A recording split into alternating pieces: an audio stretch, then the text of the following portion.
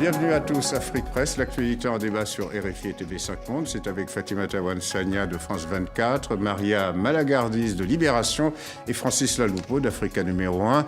Deux sujets au menu de cette édition. Le Mali, où le président Ibeka reporte au Sinéyé, c'est-à-dire à une date inconnue, son projet de révision constitutionnelle, une initiative qui s'est heurtée, on le sait, à forte opposition.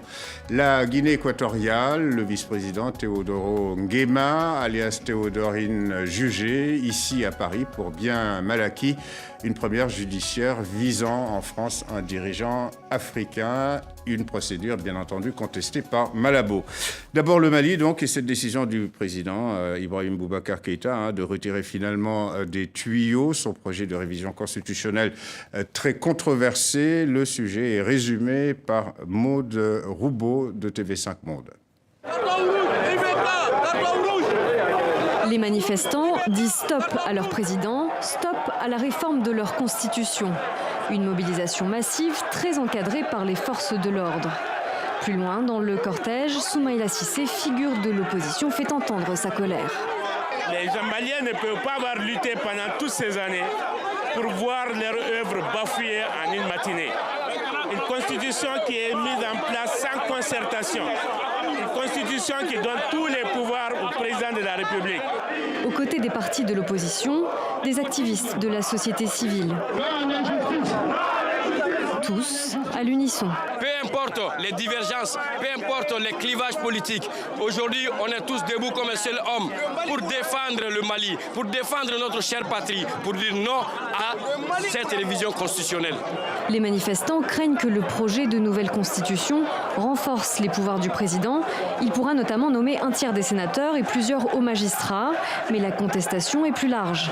Le Mali, il a faim, le Mali, il a soif. Les députés, ils mangent inutilement. Ils circulent dans les grosses 4x4. Ils circulent dans les grosses 4x4. Ils mangent nos pauvres sous. Voilà, Maria, les Maliens n'iront donc pas aux urnes le 9 juillet. Pas de révision constitutionnelle, en tout cas pour l'instant, donc pas de référendum, face à une fronde qui prenait de plus en plus d'ampleur, y compris fronde qui avait gagné le propre camp d'Ibeka. La question est de savoir finalement pourquoi il s'est enferré dans cette galère et puis pour finalement renoncer, alors que ce projet, effectivement, n'avait pas apparemment fait l'objet de consultations avec les partis politiques et les représentants de la société civile, en tout cas en amont. Il a peut-être tenté un coup qui s'est heurté à une résistance qu'il n'attendait pas. Les images sont impressionnantes. Moi, j'ai parlé avec pas mal de Maliens cette semaine, et ce qui m'a frappé, c'est que des gens même assez peu politisés disaient on n'avait jamais vu ça depuis la chute de Moussa Traoré.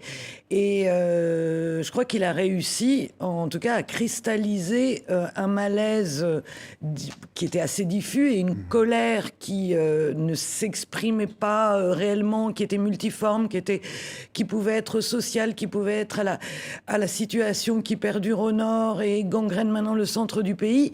Et sur ce projet de révision de la Constitution et de référendum, il a tout d'un coup réussi à provoquer une mobilisation qu'on n'avait pas vue depuis des années. Ce qui est frappant avec le Mali, c'est que au moins à Bamako, les signes extérieurs du pouvoir montrent exactement la réalité cruelle qui existe dans ce pays. C'est-à-dire les 4x4 climatisés Non, je pense à la colline sur laquelle vit le président Koulouba. C'est-à-dire décrocher des réalités. Totalement décrocher des réalités. Et quand on arrive à Koulouba, c'est très frappant de voir la différence vertigineuse d'ambiance, de cadre qui existe avec la réalité. C'est pas une constante de tous les pays africains. En Côte d'Ivoire, le président vit dans la ville. Au Niger, le président vit dans la ville. Là, on se trouve soudain dans un espèce de décor, parce que c'est un petit village, c'est pas que le palais, qui est complètement en dehors des réalités que vivent les Maliens, qui est joli comme tout, c'est très très vert, c'est très propre, c'est silencieux, il n'y a pas un gramme de poussière. Et je pense que ce que ça raconte, cette histoire de référendum qui est retiré un peu dans la précipitation, c'est la déconnexion croissante et totale des dirigeants maliens par rapport à la population. Fatimata ? Alors, peut-être rappeler pourquoi est-ce que Ibeka voulait cette réforme constitutionnelle. Au point de départ, il y a ces accords d'Alger, donc bien sûr. Rétablir la paix entre le Mali du Nord, donc le MNLA et Bamako. Donc ces accords ont été signés le 20 juin 2015 et jusqu'à présent, donc on est 2 ans plus tard, c'est toujours pas appliqué. Ibeka argue Mais en quoi ce référendum constitutionnel pouvait-il faire avancer les choses? Il argue justement que l'application de ces accords doivent générer, ou en tout cas pousser à une décentralisation plus grande. Il accorde 5 régions autonomes, donc avec des pouvoirs élargis, notamment dans le Nord, réintégrer les ex-rebelles, etc. Donc tout ça nécessitait un changement de constitution, selon lui. Voilà, ça c'est le point de départ. Après, on voit que ces accords ont été négociés à la hâte, que le MNLA et le groupe dans lequel ils se sont, le CMU, ils sont complètement divisés, etc. Et qu'il y a des rebelles, il y a un peu de tout et n'importe quoi. Que ces accords ont été mal négociés, obtenus au forceps, et qu'une paix, finalement, ça ne s'obtient pas au forceps, et que c'est difficile à intégrer dans une réforme constitutionnelle. Francis, il y a aussi les reproches de tentation de vouloir renforcer les pouvoirs du chef de l'État à travers ce projet de réforme constitutionnelle avorté, en tout cas pour l'instant. Oui, en créant un Sénat et une Cour des comptes. Mais en fait, ça, c'est l'application à forêt en réalité, parce qu'il est évident que le pouvoir n'est jamais arrivé à convaincre l'opinion que cette nouvelle constitution allait faire avancer la cause de la paix. C'est évident que l'idée que la mise en place d'une constitution était prévue par l'accord d'Alger, paix d'Alger, qui a été donc signé il y a 2 ans, évidemment, l'argument était un peu faible. Accord qui prend de l'eau de toutes parts. Voilà. En plus, il n'a jamais été appliqué par la mise en place laborieuse des fameuses autorités intérimaires. Mais il faut d'abord rappeler que les Maliens sont très attachés à la Constitution de 1992, qui a quand même consacré l'instauration de la démocratie dans ce pays. Et que jusqu'à nouvel ordre, rien aujourd'hui n'est venu bousculer cette Constitution pour la remettre en question. D'autant qu'il y a quand même un article, l'article 118, alinéa 3 de cette Constitution de 92, qui stipule très clairement que cette Constitution ne peut pas être modifiée, ne peut pas être changée si le pays est confronté à une situation sécuritaire, notamment d'occupation, ce qui est le cas quand même actuellement. Bien sûr. Voilà donc un pays, le Mali aujourd'hui, où un pouvoir isolé sur la colline de Koulouba, déconnecté de sa population, est amené à trouver les moyens nécessaires pour trouver, une articulation la plus juste entre la gestion de son territoire et la gestion d'une partie du territoire malienne par des forces extérieures, notamment la MINUSMA et Barkhane, et tout en prenant en compte le fait qu'une partie du territoire est absolument hors du contrôle à la fois de l'État, des forces françaises et de la MINUSMA. Je pense qu'il y avait plus urgent à faire que de se lancer dans cette initiative qui était absolument périlleuse. Et le fait que Ibrahim Boubacar Keïta ait retiré, pas retiré, en tout cas reporté sine die ce référendum, c'était la démarche la plus sage, évidemment, à avoir. Heureusement d'ailleurs qu'on n'est pas tombé, évidemment. On a vu sous d'autres cieux africains des régimes qui, dans ce genre de situation, préfèrent, engager un bras de fer avec leur population. Ouais. Alors, Maria, on l'aura constaté, et peut-être qu'à travers ce référendum, Ibeka cherchait aussi à exister, puisqu'il ne contrôle pas totalement la situation sécuritaire du pays. C'est délégué aux forces françaises, c'est délégué à l'ONU, ce qui veut dire aussi qu'une partie de la diplomatie. Par ailleurs, on a vu dans le sujet que l'opposant, Souleymane Cissé, parlait de l'environnement sécuritaire, avec des attaques qui se succèdent quasiment chaque semaine maintenant, le nord, le centre. Mais il est fort à parier que malheureusement cette situation sécuritaire sera la même peut-être dans 1 an au moment de la présidentielle, et que c'est peut-être là aussi un handicap politique pour Ibeka, qui sans doute va chercher à se faire réélire. À la limite, on aurait pu le dire déjà pour le référendum, parce que c'est une vaste blague d'organiser un référendum dans un pays où au moins dans la majorité du Nord, l'État malien continue à être relativement inexistant. Je crois que le dernier chiffre, c'est dans le Nord, 36%. Hors contrôle. Hors contrôle. De l'administration centrale. Donc, en réalité, même le référendum était compliqué à organiser. Alors, bien sûr, l'année prochaine, il y a les présidentielles. D'ici là, bon, c'est difficile de faire des prévisions sur des situations qui sont forcément très mouvantes, mais pour l'instant, c'est effectivement très inquiétant, d'autant plus que la plupart de ces attaques ne sont même pas répertoriées. C'est ça, signalées, connues. C'est des escarmouches continuelles. On a vu, alors évidemment, quand il y a des attaques à Bamako, la capitale, comme ça s'est passé plus médiatique. Dimanche dernier. Évidemment, tout d'un coup, là, on rappelle que 2 jours auparavant, une base militaire a été attaquée. Mais le quotidien, quand on parle aux gens qui soit vivent dans le Nord, soit y vont régulièrement, c'est quelque chose de quotidien. Et quelquefois, il n'y a pas de mort, il y a juste un obus qui est tiré. Mais c'est quand même ce sont des traumatismes, évidemment, pour les populations. Ce sont des traumatismes et ça demanderait en réalité à un moment de se poser la question de la stratégie suivie, de la stratégie militaire suivie.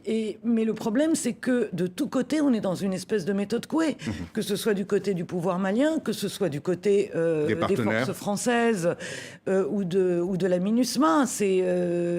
La gravité de la situation n'est pas encore exprimée et reconnue.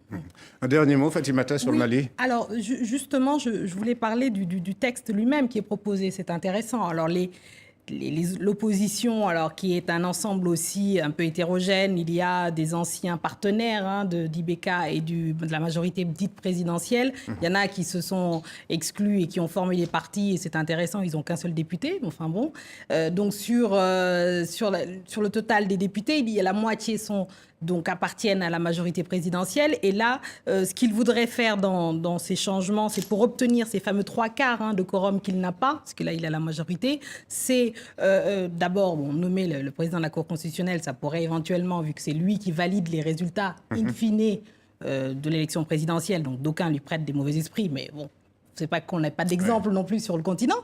Et puis, le Sénat qui pourrait apporter de l'eau à son moulin, les tiers, évidemment, qu'il pourrait désigner lui-même. Alors ça, c'est beaucoup plus inquiétant, évidemment. On soupçonne du clientélisme politique. Exactement, c'est le moins qu'on puisse dire. Et c'est pas qu'il ne soit pas aussi habitué du fait. On le soupçonne de népotisme. Je rappelle que son fils est député, que son beau-frère... Commission de la Défense. À la Commission de la Défense. Il a dit que c'est pas lui qui lui a posé. Il avait même un candidat en face de lui. Donc bon, alors il se défend comme il peut. Donc c'est pas papa qui m'a nommé. Exactement, c'est pas papa qui m'a nommé. Mais ces soupçons de népotisme, plus tout ça, alors évidemment, ça fait craindre aux gens et aux Maliens. Rappelons quand même qu'ils ont vécu une dictature. Donc les Maliens, c'est pas des perdants de l'année. Ils ne vivent pas ça comme quelque chose de nouveau. Ils n'ont pas envie de donner un blanc-seing comme ça. Mais qu'est-ce qui lui a pris au président Ibeka d'engager cette initiative que de toute façon, je veux dire, est cousue de fil blanc à 1 an d'une présidentielle? Avec tout ce que vous venez de dire, il est évident qu'on avait affaire à une démarche opportuniste. Je pense que cette affaire a fait long feu. On n'en parlera plus. Et juste encore un détail, c'est que dans ce texte, il y avait quand même quelque chose d'assez pernicieux. C'est que, vous disiez, vous le rappeliez, qu'il était question de créer des régions. En fait, en interprétant le texte, on se rend compte simplement qu'on allait mettre en place une forme de fédéralisation du Mali. C'est-à-dire arriver à un État fédéral, c'est-à-dire renoncer, acter le fait que le Mali, un et indivisible, unitaire, avait vécu. Et ça aussi, ça a été rejeté par la population. Parce que n'oubliez pas que Ibeka, en prenant le pouvoir, a fait campagne d'abord sur un engagement qui était central dans sa campagne, la restauration de l'intégrité du territoire et la réunification du Mali. L'échec est patent à 1 an de la présidentielle et le seul acte fort qu'il pouvait poser pour masquer cet échec, c'était cette tentative qui vient donc évidemment de faire long feu. Voilà, alors ce référendum est un pari. En politique, il faut parier, mais un pari apparemment perdu pour l'instant pour Ibeka. RFI TV5 Monde, on passe à notre deuxième et dernier sujet d'Afrique Presse, le procès des biens mal acquis ici à Paris contre Théodoro Nguema, le vice-président équato-guinéen, alias Théodorine. Alors, il est absent de son procès. Le sujet est résumé par Simon Rodier de TV5 Monde. La pluie a pour réputation de calmer l'ardeur des manifestants, mais ce n'était pas le cas ce lundi à Malabo. Tous ces militants, soutiens de la famille Obiang, ont marché sur leur capitale jusqu'à se poster devant les grilles de l'ambassade de France. Face à eux, justement, l'ambassadeur français qui a reçu une lettre de protestation. Le but de ces militants, montrer leur profond désaccord avec la tenue du procès. Le peuple de la République de Guinée équatoriale, il n'est pas d'accord et ne serait jamais d'accord. Autour des bâtiments et sous l'œil d'un hélicoptère de la sécurité, les policiers veillent sans avoir à intervenir. Les manifestations à Malabo sont trop rares pour être mouvementées, surtout celles en soutien à Théodorin Obiang. Il n'y a aucune institution équato-guinéenne qui a porté plainte contre ce monsieur. Alors de quoi la France et la justice française se permet vraiment de, à mot tout propre, prendre la décision de juger tout un vice-président. Toutes les femmes de la Guinée résidant à Malabo, tous les militants du parti aujourd'hui, nous sommes venus ici pour demander à la justice française d'abandonner cette affaire. À Paris, à la première pause du procès, la chambre des criés s'est transformée en une salle de joute verbale. Les avocats d'Obiang veulent suspendre la procédure.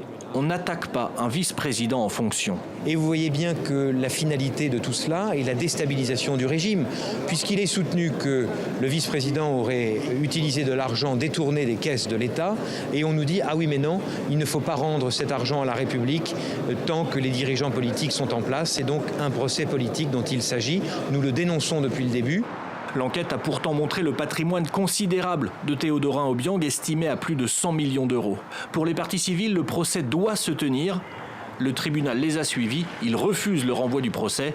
Il va donc durer jusqu'au 6 juillet. Voilà 100 millions, plus de 100 millions d'euros de patrimoine mobilier et immobilier dans cette affaire de présumé bien mal acquis en France par Théodorin Obiang, le vice-président équato-guinéen, accessoirement fils de son père, qui lui-même est le chef de l'État. Alors, ce sont deux ONG françaises qui ont porté l'affaire devant la justice. Nous allons y revenir. Mais tout d'abord, un commentaire, Maria, sur cette ligne de défense procédurale, en quelque sorte, de Malabo, qui nous explique qu'on ne peut pas juger cette affaire en France parce que les faits présumés incriminés, c'est-à-dire les détournements de fonds publics qui ont permis de financer ce train de vie du jeune vice-président, eh bien, ces détournements ont été opérés à l'étranger et que donc la justice française n'est pas habilitée à le juger, d'autant plus qu'il est couvert par l'immunité puisque c'est un dirigeant d'un État souverain, Maria. Alors cet argument apparemment ne passe pas. C'est une ligne de défense assez classique dès qu'on est confronté à des affaires de justice qui concernent des dirigeants africains, et pour le dire clairement, des dictateurs africains qui, de manière indécente, pillent leur pays. Dans cette histoire, alors évidemment, ce procès est très important parce que c'est le premier sur les biens mal acquis. C'est une longue procédure faite par des ONG qui a duré 10 ans. Mais ce qu'on voit, quand on regarde le détail de ce qui est reproché à ce vice-président, fils du plus vieux président sur le sol africain, puisque son père est en exercice, son père est chef de l'État depuis 1979, quand on voit le catalogue des voitures, des palaces, de l'immeuble avenue Foch, et qu'on sait que dans ce pays, la moitié de la population n'a pas accès à l'eau potable, qu'ils sont au 138e rang de l'indice de développement humain, alors que le pays est immensément riche, qu'ils ne sont pas très nombreux, ils sont 700 000, 600 000. Moins d'un million. Moins d'un million, en tout cas. Le pays, il y a du pétrole depuis 91, avant il y avait du bois, en termes de PIB, il est au 45e rang. Mais en termes de développement humain, au 138e rang, ça dit tout. Et on dépasse, dans le cas de Théodorin... C'est la conséquence de cette prédation. Mais là, on dépasse même tous les records. C'est vraiment, on est dans un film de Martin Scorsese. C'est un personnage de film noir. Cette indécence, qu'elle soit exposée aux yeux de tous, c'est déjà quelque chose de très salutaire. Alors, les avocats, ils font leur job. Il faut bien qu'ils trouvent une ligne de défense. Théodorine Obiang ne sera pas jugée dans son pays. Pour l'instant, le continent africain, même s'il y a eu le précédent de Dakar avec Hissène Habré, n'entame pas des poursuites contre des dictateurs qui martyrisent leur peuple en réalité. Qui ont piqué à la caisse. Il y a eu le précédent de Dakar, quand même. Il y a eu un procès. Ces choses-là évoluent. La justice internationale est une longue marche qui prend du temps, mais qui obtient des résultats. Maintenant, on voit que Théodorine Obiang a des ennuis non seulement en France, il y a un procès en Suisse, il est plutôt persona non grata aux États-Unis, l'Espagne s'intéresse à son cas. Le Brésil passe au laser, c'est bien. Voilà, donc enfin, on va peut-être arriver à ce que cet étrange personnage qui est connu plus par ses débauches que pour son action en tant que vice-président, finalement soit stigmatisé et peut-être à rendre des comptes. Un réquisitoire, ça n'a pas d'autre, il n'y a pas d'autre terme à propos de Maria, qui a tout à fait raison. En tout cas, les éléments sont là pour en témoigner. Alors, Fatimata, comment expliquer finalement ce mécanisme de détournement d'argent qui a été rappelé dans un rapport publié la semaine dernière par Human Rights Watch sur des mécanismes mis en place par la famille Obiang pour détourner de l'argent et essentiellement pour uniquement financer des trains de vie. C'est-à-dire que cet argent va dans des soirées, va dans des dépenses somptuaires, dans des yachts, à travers le monde. À ce niveau-là, c'est pas du détournement, c'est pas du vol, c'est abject, c'est tout ce que vous voulez, c'est une caricature. C'est une caricature de ce qu'un dictateur africain ou autre, hein, parce qu'il y a d'autres dictateurs, malheureusement, l'Afrique n'a pas l'apanage de ça, mais en tout cas, ce qui est sûr, c'est que ce système qui est mis en place est grave. Et non seulement, alors évidemment, le côté anecdotique du fait qu'il finance ses soirées, c'est une chose, mais ça dépouille un pays, voilà, un petit pays qui fait la moitié de la taille du Qatar. C'est intéressant de le comparer à un pays comme ça. C'est la moitié de la taille du pays, donc 22 000 km². C'est 2 millions d'habitants au Qatar versus 800 000 en Guinée équatoriale. C'est un tout petit pays donc qui a les moyens de survivre largement. Là, on a compté, la Guinée équatoriale est en train de construire avec 80% de son budget une troisième capitale. Une troisième capitale alors que le pays n'a pas l'eau courante. 50% de la population n'a pas l'eau courante. Et dans cette construction de cette troisième capitale, ce qui est intéressant de savoir, c'est que quand une entreprise étrangère s'installe en Guinée équatoriale, il faut qu'il y ait un partenaire local qui détienne 35% de cette société. Et la famille Obiang, exactement. En sachant que la famille Obiang détient le monopole absolu sur tout ce qui est construction et sur le ciment et les exportations de ciment. Donc, c'est de la construction. Donc, évidemment, c'est le jackpot assuré. Et les sociétés, entre parenthèses, qui en bénéficient le plus, c'est des sociétés aussi françaises. Donc, il y a ce côté duplicité... complètement dingue, qu'il faudrait qu'à un moment donné, peut-être que moi je rêverais que l'argent n'a pas d'odeur, c'est connu. Non, mais moi je rêverais carrément qu'à Paris, il y ait un procès en ubiquité. C'est-à-dire qu'il y a un procès contre une grande société multinationale via la loi Sapin, donc qui interdit les détournements de fonds, qui jugerait une entreprise... Mais il faudrait faire le procès de Cartier, de Bentley... et puis de Elf, de Total, etc. Voilà, mais qu'il y ait un double procès. Voilà, dans des chambres, il paraît qu'il y a de la place à Paris. Il y a de la place. Donc, voilà, alors sur ce qui apparaît, Francis, comme un véritable scandale, que ces détournements faramineux d'argent public, alors qu'effectivement c'est au détriment d'un pays tout entier, moins d'1 million d'habitants, 700 000 habitants, 800 000, et qui souffre finalement effectivement de tout ça. Et quand on parle de souffrance, c'est le domaine éducatif, c'est l'eau, c'est le sanitaire, voilà, c'est... Vous savez, ces procès sont assez compliqués parce que je souscris évidemment à ce que mes consoeurs viennent de dire. Je vais pas rajouter, l'essentiel a été dit en tout cas, sur, je dirais, la nature et la justification même de ce procès. Mais cela dit, il faut dire que voilà, ce qui aujourd'hui n'est pas admis l'a été pendant très longtemps. Oui, bien sûr. C'est-à-dire que pendant des années, les pays d'accueil des biens publics n'étaient pas très regardants sur la provenance et la nature des fonds qui étaient dépensés chez eux. Mais en France, on n'était pas toujours très regardant pendant longtemps sur le comportement des députés. Les choses changent. Je pense que les choses ont changé grâce à la montée des opinions publiques et grâce à la montée de la société civile qui a dit maintenant ça suffit. Parce que pendant très longtemps, tout se passait évidemment entre États africains et États français. Donc on fermait les yeux évidemment sur les appartements qui étaient acquis à Tire-Larigot, avenue Foch. Ça ne dérangeait personne. C'est devenu aujourd'hui immoral et c'est très bien ainsi. Mais il y a un deuxième procès effectivement à faire. Vous avez raison. C'est le procès de tous ceux qui, directement ou indirectement, ont profité de ces biens mal acquis, y compris des banques françaises, par exemple. C'est important. J'allais terminer en disant que c'est un procès qui est emblématique et compliqué. Il y en aura d'autres, certainement. Compliqué parce qu'il faudra prouver, évidemment, il faudrait que le tribunal prouve que ces fonds sont réellement illicites. Deuxièmement, il faudra, et pour le fond du procès, et là c'est évidemment l'aspect philosophique de ce procès, prouver que ce qui est considéré ici comme un délit ne l'est pas forcément. Alors, par le prévenu et dans la législation équato-guinéenne, puisque nous avons vu tout à l'heure sur les images des équato-guinéens manifester volontaires et déterminés. Volontaires et déterminés, évidemment, pour défendre la morale et la probité du vice-président équato-guinéen. Voilà, ainsi prend fin Afrique Presse. Rappelons que c'est Transparency International et Sherpa, deux ONG qui ont porté plainte. Il y a une plateforme de partis politiques qui s'est invitée dans ce procès de l'opposition guinéenne, équato-guinéenne. Voilà, merci Maria Malagardis, merci Francis Laloupo et à vous Fatimata Wansanya, ainsi qu'aux équipes techniques et rédactionnelles d'Afrique Presse. Vous pouvez retrouver cette édition sur les sites internet de RFI et de TV5 Monde. Afrique Presse prend ses quartiers d'été sur TV5 Monde à partir de ce 23 juin. Je vous donne rendez-vous quant à moi samedi prochain pour une édition uniquement sur RFI, puis Afrique Presse reprendra sur RFI et TV5 Monde le 8 septembre prochain, 2017 bien sûr. Merci de votre fidélité.